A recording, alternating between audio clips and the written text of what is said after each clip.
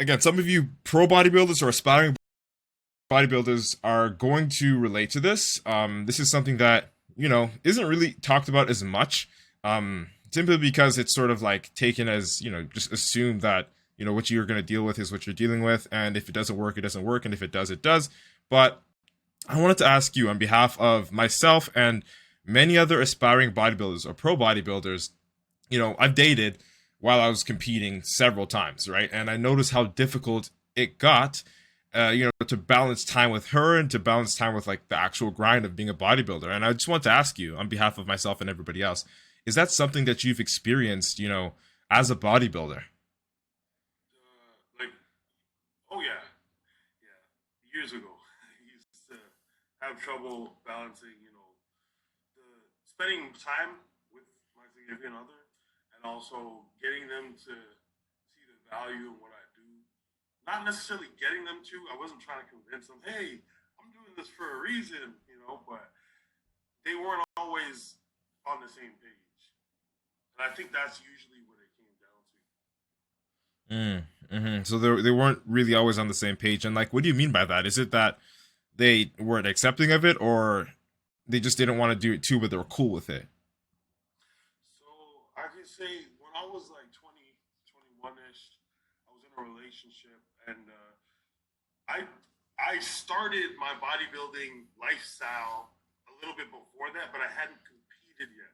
I hadn't like taken that step into the industry, and when I did, it wasn't even like I was getting a lot of attention. I was just meeting more people, meeting girls that happened to be in the industry, and in their category, they compete in a bikini. I mean, I'm competing in a fucking, in like a thong. So it's like, really, it's the same. It's just that's just the other side of the table.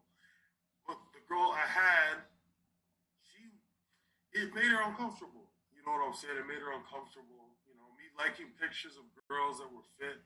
There's a couple, even there's a girl I saw before that. Even her, it made her uncomfortable. She's like, "Oh, you're liking all these fit girls' butts and stuff," and I'm like, I guess yeah, I am, but like I'm also liking guys that are flexing. I'm also liking guys who have shredded Right. glutes. So it's like you're seeing one part of it, and because they're from the outside, they see it as like, oh, you're sexualizing those girls. You're into those pictures because of that. And I'm like, I think they look good. That's why I liked it. But at the Shit. same time, Let's like, keep I it can stacked. appreciate, yeah, like I can appreciate like what they've done for themselves. It's not about like, oh man, like I need to get inside, so I'm liking it. I But a feel lot you. of girls, if they don't know the lifestyle, they don't really get it. That's what most of them are gonna think from the outside. No, I love the way you put that, man, and that's actually an interesting perspective because, like, you'd never really, and this is something I've experienced too, to a smaller degree. The fit chicks, you like her pics, she got a nice ass or whatever. But on the flip side, as an artist, as a bodybuilder, someone who can relate, with the craft of like manipulating your nutrition to get a certain look out of your body, it's like, fuck, I respect that. But you never really get that same reaction when it's like, for example, I'm scrolling on my TL and this has actually happened, and like you'd pull up, right?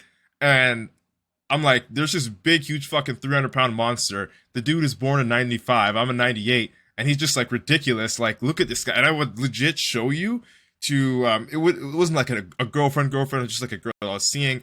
And she's just like, wow. Like, she could, in her perspective, see what I was seeing.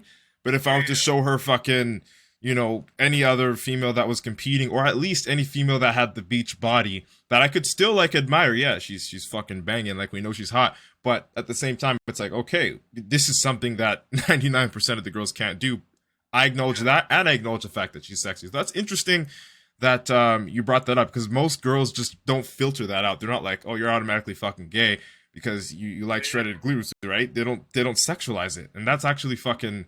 That's something. That's something for sure, because it does show like where most of these girls that don't compete have their mind at. And would you say it's the same with women that do compete? Like, women that do compete, if you're dating them and you're on social media and you're liking other, we'll say their rivals even, their pictures, do you think it's like sort of the same thing? Like that they see you're looking at the bodybuilding perspective, or is it all like sexualized, do you think, if the female that you're with is a competitor? What would you think if you've been in that experience? Well, see, I actually stayed away from competitors. Smart guy, smart guy. Competitors, they're, they're the most mentally unstable people. I'm not. Listen, I'm not getting on the women. I said Dude, facts. In general. It's the guys too. So the women that are dating competitors, they deal with a lot of insecurities. You know, so there's something about there's a small percentage. There's a small percentage of us. And yes, of course, I'm gonna say I'm not one of them because I don't think I am. You know, I don't trip. I don't trip. Like, if a girl is competing and she gets mad at her man that's in the same industry for liking pictures, she's foolish. She's immature. You know? Right. But for the most part, they get it. You know, they get it unless they have reason to believe that there's like more to it. You know, like if they caught a dude for some shit before, then there's like a little bit of like there's a little bit of a history there. Yeah. But for the most part, I feel like most of them will be understanding. Yeah, no, I agree, man. I'm cracking up too because that's actually a fact. Bodybuilders, I think, amongst every other sport, if you want to call it a sport, their psychology it's like a double-edged sword. Like they can be the sharpest, most militant, disciplined human beings on the planet, yet be the softest group of pansies ever. You know what I mean? And it's the spectrum is large, especially for the women too that do compete. A lot of them are mentally unstable. And I would like to say just being 100% vulnerable on my side, you know, like for me too, yeah, in a way, but like not in that aspect. It'd be more so in the competitive mindset where you're, say, 2-3 weeks out, 1 week out even, and you're just on the gram and you see people that could potentially be stepping on the stage with you. And I'm not saying you're scared out of your socks, but you're fucking ready. Like you're looking there, you're like, oh, like that's what you're looking like. And then we have that sort of psychotic rhetoric going on in our head. Like I got to do more because I'm seeing this over here, right? And this guy's going to go on stage with me. So yeah, in a way, we're all fucking mentally insane. So it's funny you brought that up. I was dying, bro. Like I was actually dying. But yeah. No, I agree with you on that point. So moving on, let's talk about this. If you can give me like, because I know you just came off of the second place finish at the coveted Toronto Pro Show, which is fucking amazing. Like, congratulations to you. You're literally the youngest person I know to have done that, period. And like, I dug deep for that. Like, yeah, like fucking you went in. And I'm not pumping your tires. It's just what you did. And fuck, that's just sick. You know what I'm saying? But let's dive into it. If in this recent experience for prep, because I do know that, you know, you've got a girl, I want to ask, how did you handle the depths of prep while being in a relationship? And would you say that it's different if your partner is a competitor and, you know, or if your partner is just like, you know, a regular girl? And I know you stay away from the competitors because they're fucking insane. And I'm with you on that. But if you've had that experience too, you're more than welcome to share, bro. So, my girlfriend right now, she's cool. She lives the lifestyle. She eats really clean. She doesn't like eating out. She's very aware of her body and how she likes her body feeling, and she eats clean. You know, I had to like convince her that it's okay to have cheat meals once a week or whatever. You know, so she'll have a cheat meal like once every Sunday, but she's very disciplined. So her lifestyle is very in line with mine. So during contest prep, it was actually great. I don't see her every day though. She has a roommate who also competes, and she was there supporting her for the most part. But like, you know, she was helpful. Like if I was like exhausted and, you know, didn't want to go to the grocery store, I'm like, hey, could you bring me something? She'd bring it.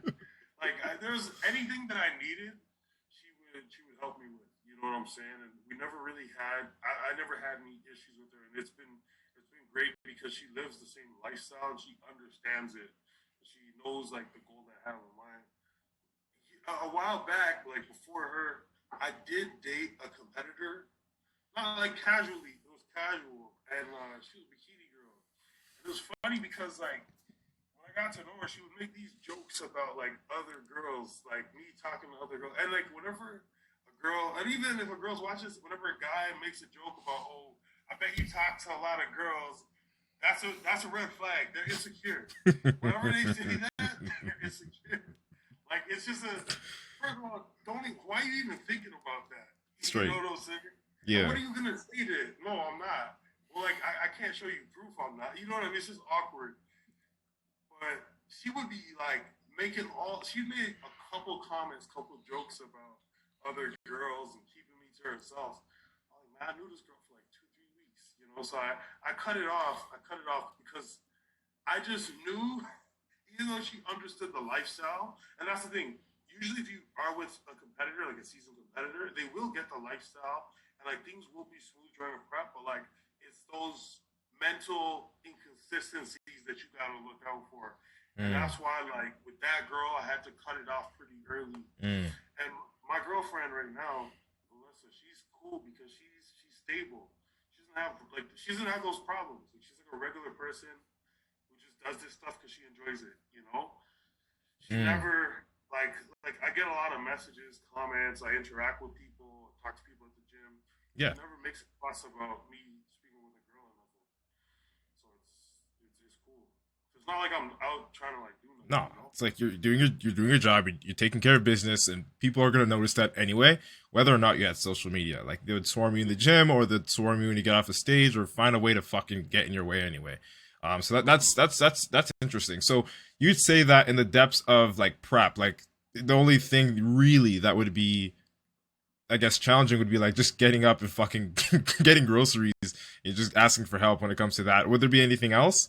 Um, Like what? like, and again, this is just, I guess, what's traditionally accepted when it comes to prep. It's like the people that have the shorter tempers, the people that maybe their sex life is a little bit different. You know what I mean? Like, what would you, if you have noticed anything in the depths of prep? I'm talking like 1, 2 weeks out, like Suffer City. You know, like were there any major changes that you had to like account for in the relationship just to accommodate for the last 1 to 2 weeks, or is it pretty much the same thing? You know, it's just like a little bit of energy or a little bit less energy, and you just get her to help out more, type of thing. So for me personally, I think where I needed her the most was like when I drove. For some reason, I was always in a rush, so I would get anxiety when I drove. Like I just wanted to get where I need to be ASAP. Mm. If it said 8 minutes, I want to get there in 7. So Hmm. if there was even a little bit of traffic, it would like I know I'd get frustrated. So I had to make phone calls, and I call her a lot. I'd also call my mom or my dad just to distract myself during the Yeah. drive. Like, Yeah. oh shoot, oh wow, that was quick. But Fuck. for the most part, I didn't see her because I was just so. I probably saw her twice during the last 2 week period, and I just had no life. I just didn't really care to talk. I didn't, you know, so I'm just like there. I'm just there, like chilling, you know. Yeah. Uh, But yeah, at that point, like I don't have much to give emotionally, and I don't really want much emotionally, you know. So it was very like chill. But the mm. cool thing is she understood that. It's not like she's like, oh my god, he's being distant and felt like there's an issue. She just gets that that's a part of the process. Yeah, totally. And that's you're. I'm just gonna say you're fucking blessed for that, because my experience was, bro, like, and like I'll tell you, like I was doing most of the things on my own. Didn't live with the chick, so it was pretty much me in my own world until she came to visit or I went to go visit, and then I had to sort of find a way to deal with the suffering because I had low fucking energy, and you know what prep's like. And I've definitely been in the position where I've had a less understanding partner, and one that of course doesn't compete, because if they did compete, they would fucking understand. Yeah, And even if they did compete and they did understand, doesn't mean that they'll actually behave correctly, because women are women. And I'm not saying that to be sexist, but like, if you're listening to this podcast, you can nod your head silently if you know what the fuck I'm talking about, because it is what it is. You know what I'm talking about, right? So that's fucking that's interesting. Thanks for sharing that with us, bro. I also want to ask you this, man. And there's two ways to handle to I guess to ask this: off season and on prep. So in off season versus on prep, how do you handle date nights if that's a thing you do, like going out for like the restaurant and things like that? Is it pretty much I bring my fucking Tupperware with me and I eat there, or I just relax, get something that a normal human being would eat and move on with my life? Prep versus on season. What's your take? so it's funny because so it's a little different because my girl she has a roommate that like we're all close.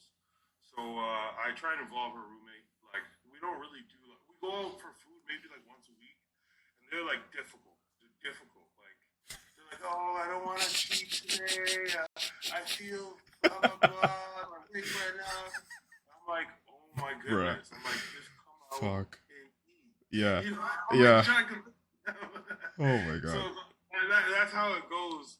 But they're both like very like difficult when it comes to like finding out where to eat. So it's kind of funny because I'm a bodybuilder, but I'm like super easy. Yeah. That's ironic as fuck. That's like you'd think it's the bodybuilder who'd be giving you the hard time. Yeah. Shit, man, that's funny as shit. And just to add to what I said earlier, bro. Again, nod your head if you know what the fuck we're talking about. Women are women. Doesn't matter what time, but it could be your time of the year, and she still does not know what the fuck time or what to eat and what time to go where and how long to get dressed and all these sexist things. But at the same time, it's true. And so when that happens, so like in prep, does that annoy you a little bit more, or is it just like, okay, fuck, I already know what I'm dealing with here. Let me just like it's whatever. Like you don't really care. I know her so well that in prep, it's almost because me and Valerie's her roommate. She's like a figure competitor. Yeah. And like when she's in prep, like I feel like she preps. She does a lot of shows like every year. So we're usually in prep around the same time. So I'd rather to go have her cheat the Val. Like I don't. So I just I'll just if I have one when I'm dieting, I don't need to cheat. I tell my coach, hey, listen, I don't need it. Let's go without it because. Personally, I feel like when it's in there, then my mind starts looking forward to it every week. And then if it goes away, then it bugs me. Yeah, yeah. But, and if I plan dates around it, then like I feel like my mind is thinking too much about food and not enough about everything else that should matter with the prep. So I'm like, listen, you go do that. I don't know if I'm gonna eat. You know? Yeah, not hearing that. That's okay. That's kind of what I expected to hear.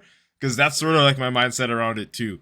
Is prep is priority, especially when you're 2, 3, 4 weeks out, all that stuff. So that's it. I thought we'd have a lot more of a different take on that, but it's pretty similar, I guess. Okay, that's new. Okay, so also the one thing I want to ask you, Quinton, is and I know we touched on this a little bit earlier. I want to know, like, if you had to just give me a yes or no, and then tell me why after. Is it ideal to have a partner that is interested in either bodybuilding or fitness if you are interested in bodybuilding or fitness yourself? Yes or no, and then tell me why. That's a very good question. I would say yes. They need to have some sort of interest. They need to have more than an interest. They need to have some form of understanding. You can have a partner that doesn't do it, that doesn't care. But for the most part, when this is your lifestyle, when you like taking care of yourself, you probably aren't going to be attracted to somebody that doesn't take good care of themselves, right? And it's usually same with them. They take care of themselves. They want somebody that kind of looks after themselves in similar ways. So I feel like if you are very into fitness, you usually will attract people that are too. You will attract all types of women. I mean, but like Yeah, when you look good, yeah. yeah, but if they're not, if they don't understand what you're doing, you're gonna have those problems, those really avoidable problems. Like, oh my God, he's not paying attention to me. He changed. What's going on? Like that happened to me when I was 20.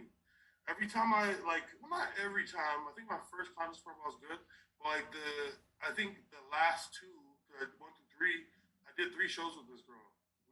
I'm acting like she prepped me or something. But she was there for my first show, my second, my third, no, 4. She was there through all, and like, before the last 2 or 3, I think she noticed that I was like a little quiet or whatever, and she would like go off and talk about how I'm changing and I'm not the same. I'm like, you don't get it, man. Bitch, cortisol. And exactly. Then it would get me mad. I'm like, it just felt like there was just a lack of understanding. You realize that those lead to it's a lot of miscommunication. Right, 100%. Trying to explain to them what it is, if they don't really know it, they're not gonna know from you telling them. True, exactly. And even if you show them too, like again, your experience is like showing them as you do it, that won't be enough to tell them or at least get the message across, and then that breeds a lack of understanding, which definitely domino effects into miscommunication, that's true. And when I uncover some of the fucking onion layers from my past when it comes to like prepping and just in general living the lifestyle of a bodybuilder while having a partner that just like genuinely did not even like, I'll say train even. Like there was no, I remember this vividly. There was actually a couple of girls that I've been with in the past, some casual and some I was actually dating, and they didn't really have like, they wouldn't ever, I never thought of ever going to the gym with them because I knew that their passion wasn't there for fitness in general. Not that they had to be a competitor, not that they had to actually like fucking be an athlete of some sort, but just to have a passion for fitness and health. And like, I think that bare minimum, if a girl has a passion for health and fitness, they'll understand the effects of like having low energy. They'll understand the effects of, you know, not being fully energized. Like when you don't eat properly, when you don't hydrate yourself properly, that's likely going to reflect in your behavior, whether or not you're a competitor. Even if you're just like someone that just goes to the gym, you know what I mean? If you eat a little bit less that day, or you're a little bit lower on water, you're like a little bit more dehydrated, or if you got a little bit less sleep, you can directly see the impact in your behavior, whether or not you personally do agree with it. You know, I thought based off of what you said earlier, that having somebody, a partner that is not involved in bodybuilding or fitness would be ideal, but it's actually, I find like, you got to find like a balance in between. Not that they have to be a competitor, but like they actually have to give a fuck about health and fitness, because otherwise there is that bridge, that gap of misunderstanding that they'll never be able to cross because they do not practice health and fitness in their own way. And with that, it's just like miscommunication city. You're just going to be arguing over nothing when most of these things, as you said, are avoidable. And like it becomes nonsense. It becomes a headache at that point, right? So I'm with you on that. I totally agree. And this is something that I got to take into account the next time I go out looking for some fish, if you know what I'm saying. I had another funny one for you. Go ahead, drop it in. Let's go. So one of my relationships, this girl was like posting some slutty shit. And like, damn. I was like, yo, you know this don't reflect good on me, huh?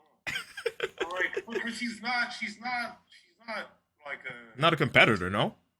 She's not a competitor, but she's not like a low... How do I say this? She's not like a... Like a low maintenance girl, or... Yeah, exactly. Like, yeah. she's like a woman, but she would do all these like boudoir photo shoots. And like, and I said to her, I'm like, these are like very... I'm like, okay, so she would think, she would say, so this one actually had kids, right? And she would say that people, like other women came up to her, like, those pictures are empowering, blah, blah, blah, I love it. I'm like, to them it is. I'm like, they see it that way. I'm like, but not all women see it that way. If they see it in a negative light, they won't say it to you.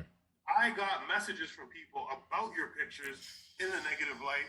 So it's like, they're not going to come to you to say that. And when, as a man, when I see a woman posted, like, and listen, she would make comparisons like, well, you posting your underwear all day. I'm like, he's a professional bodybuilder. It's a profession. Pro. Like. She also brought up me, like oh, all the bikini girls you follow, they post in their underwear. I'm like, yes. And like, here's the thing though. Some girls that compete use it as an excuse to show the goods. Some of them. Fair, yeah. But the thing is, I'm like, but that isn't the intention. Like when you're doing these photo shoots, and I don't have anything against them. They looked great. But I'm more of a reserved individual as it comes to like, you know, my private life and sexuality and stuff. So I don't want to, you'll never really see me in photo shoots, like with my girlfriend, like sensual looking photos. That's not my I don't think I've ever seen that. Yeah. I like keeping things PG. Obviously, as a bodybuilder, I put myself out there, but anything further than that, that's not me. So it's not that there was anything wrong with what she was doing, but I just didn't think it was something it didn't represent me, and I didn't think it represented who she was very well. Because when I look, we all judge a book by its cover. Oh, facts. I look at the girl's Instagram page, and I see she's posting a whole bunch of boudoir and like titties out, half naked all the time. I'm gonna check her bio to see if she has an OnlyFans. Oh, this guy. You know, and I'm serious. That's where my mind will go. Oh, she's one of them. Oh shit! I was not ready for. Yo, hold on, time out. Yeah. Yo, man, I swear to God, you know what's fucking funny? I swear to God, every guy that's listening to this podcast knows exactly what you're saying, because that's me, bro. I would go on. It's not even like, bro. I'd go on my TL and I would just see her doing, you know, that fucking the side pose, whatever. We see the glute popping and shit with they do that pigeon fit. Yeah. So there'll be that one thing. You scroll, then you see like one with the cleavage, and then you scroll around to see like a full back shot where you could damn near see her asshole, right? And then it's like, okay, well, like, let me just click this. I expect to see either a Cash App or like OnlyFans in your bio. Like, no diss. It's like it's a pattern. You know what I'm saying? So I go and I click, and I'm like, fuck, like that's I wasn't wrong. 9 times out of 10, they're gonna have that, and it's like, okay, well, what are we marketing here, yo? Are we marketing health and fitness or booty holes and pussy? Because, dude, 100%. That's something. Yeah, that's very real. Like, it's not even, and I'm not saying it to like shame them or anything, and I'm sure you're not as well. But it is the reality. It's true. It's fucking true. That's fucking funny shit that you said that, because I know that's one of those thoughts we all share, you know, subconsciously when we scroll on the TL. Like, that's, you just confirmed it. 1000p. Yeah, when a girl's really pretty, like that girl, she was pretty. Yeah. Like, you don't, and again, I don't know, like, I'm not trying to put her on blast or anything, but you can market yourself. Like, for me personally, when I see a girl that's really pretty, good body, and like, I like the idea of like, I don't want to see everything. Like, I'd rather my imagination was like, I wonder what that looks like, as opposed to, okay, I know what it looks like. You know what I mean? Right. It's like, Right. when like, I like when there's a mystery there, but also there's something to me that's sexy about a woman that's like very well kept. That's like really kind of like reserved. I love that. That's just me personally, though. Most of us would like, and I think most men are like that. Most men would, you know, appreciate that, because again, it's like, whether or not she's yours, it's like, if you could find out everything about her on the click of a button, first of all, that's, think of it like porn. Like, you would do that for porn, but like when it comes to your own girl, it's like, no, you like for things to be fucking, you know, behind the closed door, right? Yeah. So like, yeah, no, 100%. I can see you. I can see that. I can see that 100%. I resonate and relate with that. I'm sure some of the meatheads listening to this podcast are can relate with that too. So again, that brings us to the end of today's episode. I want to ask you, Quint, if you feel free with sharing, what are your big plans for 2022? Qualify for the Olympia. I'm not too sure what show I'm going to do to qualify, or what shows I'm going to do, because depending on when I compete and when the Olympia cutoff is, if there's something close by that can qualify me for the Olympia 2023, I'll compete in that show too. So I'm looking towards something maybe end of the summer, fall, whatever. But yeah, anyways, I just want to show. I want to stay active. I want to, you know, work on a couple of things and put on a great performance at the next show I do, and even better one at the one after that, and show out at the Olympia, man. So nothing is set in stone yet, but you know, we're working on it. Also, I wanted to say, man, because at the start of this podcast, you said you introduced your name. You said IFBB Pro, and it still sounds weird to me, man. Yo, same, same, bro. It took me a while. It took me a while when I turned pro, man. But I just wanted to say congratulations again. Yeah, thanks, man. I appreciate it. I really do appreciate that. And dude, you know I'm gonna be there with you for the ride when you hit the O stage, whether it's virtual or whether I actually take the plane and head out to Vegas. Because seeing you compete, especially live, is a fucking spectacle. So, dude, you were at Toronto Pro. You know, I met your mom, met your dad, met your bro and stuff. And you know, we were essentially waiting for you to hop on stage. And when we did, dude, your mom, like, she ran to the corner of the stage with the camera. I don't even know if you heard her, because you're just in the mode, you know what I mean? But she's like screaming and shit. She got like all the close-ups, and like, I'm saying, because she went there, I went beside her and I looked to see you up close on stage. Guys and girls, pictures don't do justice. This guy is a Goliath. Like, and I'm not saying that to pump your tires. It's just kind of hard to, just same way, like, you can barely think I'm a pro. It's like, how is this guy born 1995 and he looks like that? Like, he's this big. Like, you are. Oh, it was fucking something else, and I just can't wait to see you compete again. Like, as a pro and as just a spectator and a huge fan of the sport, I'm just super, super grateful to see someone like you of your caliber there, man. It's just, I know your time is coming. Like, I ain't got to tell you. They already tell you. You know, not much different than me, man. We're looking forward to seeing you. You know what's up. All right, bro. So if anyone wants to closely follow your journey, where do they find you on social media? YouTube. Let me know about any merch, subs. Plug it in, man. So you can find me on Instagram, YouTube, and Twitter as QUINTBEASTWOOD, and TikTok as Mr. Beastwood. You know, TikTok is hilarious. It's a joke. Yeah, you already know. And I'm sure you're still rocking with HD subs. So yeah, hit him up. Grab his code. It's in the link in his bio. You know what it is. Again, that's it. That's all. Thank you so much for your time, Q. Hopefully we could hop on another podcast later on to discuss, other topics that other people might find kind of interesting, like, what I hinted at you earlier on in the DMs. We'll keep that as a secret for now, but when he has the time, when I have the time, we'll definitely link up and get one of these going again. Again, thank you so much, Q. I really appreciate this. I can't tell you how much I appreciate the support. Nothing but love and respect and peace and prosperity. Wish you fucking hit that O stage 2022, 2023. It's on the maps. Let's do this, baby. Thank you so much, bro.